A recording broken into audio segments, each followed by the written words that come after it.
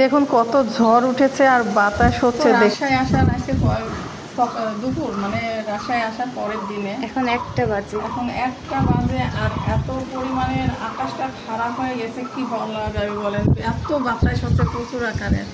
আমি ঘরটার সুন্দর করে পরিষ্কার করলাম যে মুছে নিব, তো এত বাতাস হলো, বাতাসে ধুলায় ভরে গেছে। ভাবেন এই ধুলা হওয়ার জন্য কীভাবে এখন পরিষ্কার করা যায় বলেন। এখন ঘর মোছা বাদ দিয়ে দাঁড়ায় থেকে এই তো আকাশটা পরিষ্কার হওয়ার পরে পদ্মার পাড়ে আসলাম। নদীর পাড়ে আসার পরে এত সুন্দর শীতল হাওয়া আর খুবই সুন্দর লাগতেছিল।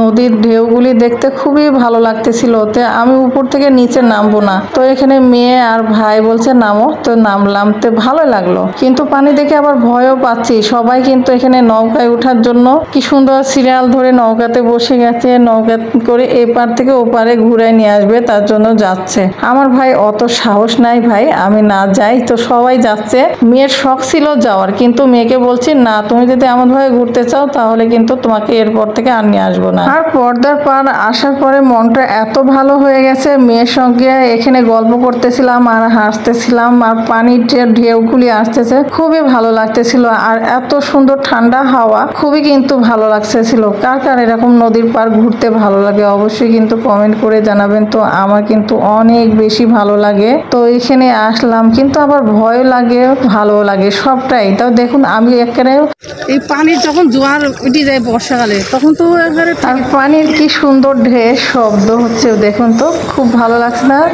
মন খারাপ থাকলেও কিন্তু পানির ঢেউতে মন কিন্তু অনেক বেশি ভালো হয়ে যাবে। যাদের মনটা খারাপ থাকবে তারা কিন্তু এরকম জায়গায় আসলে আপনাদের মন অটোমেটিক ভালো হয়ে যাবে। এখানে আসার পরে একবার হলেও ভাবলাম যে নদীর পানিতে একটু পাটা ভিজাবো, কিন্তু সেই সাহসটা আমার হয়ে উঠলো না ভাই। তো আপনাদের সাহস থাকলে অবশ্যই নদীর ঢেউতে পাটা ভিজাইতে পারেন। অনেক লোকজন হয়েছে এখানে এসেছে পর্দার পারে ঠান্ডা শীতল হাওয়া খাওয়ার জন্য। যাই হোক, খুবই ভালো লাগলো। আর দেখুন এটা কিন্তু চর ছিল, পার ভাঙতে ভাঙতে একবারে নদী কতটা জায়গা নিয়ে নিয়েছে আর কতটা গভীর। যখন ভাবেন এখানে বর্ষাকালে পানি যখন হয় তখন কত উঁচুতে পানি ওঠে আর এখন কতটা নিচে। আর এই তো আমি দাঁড়িয়ে দাঁড়িয়ে কিন্তু একটু করে ভিডিও করতেছি আর ভাবছি যে আমি একাই দেখবো, ভিউয়ার্স বন্ধুদের সঙ্গে করেই দেখে আমি ভিডিওটা করে নিই, তাই না? এই তো আপনাদের জন্য এত কষ্ট করে ভিডিওটা করে নিলাম। আর এই তো আমরা মুক্ত মঞ্চে চলে আসলাম। আসার পরে পেয়ারা মাখা খাবো না তাই কখনো হয়? এই তো এখানে কিন্তু পেয়ারা মাখা নিয়ে নিয়েছি। ফাইনালি দেখুন কত সুন্দর লোভনীয় পেয়ারা মাখা, খেতে দুর্দান্ত কিন্তু লাগে। যারা খান নাই তারা অবশ্যই খেয়ে দেখতে পারেন।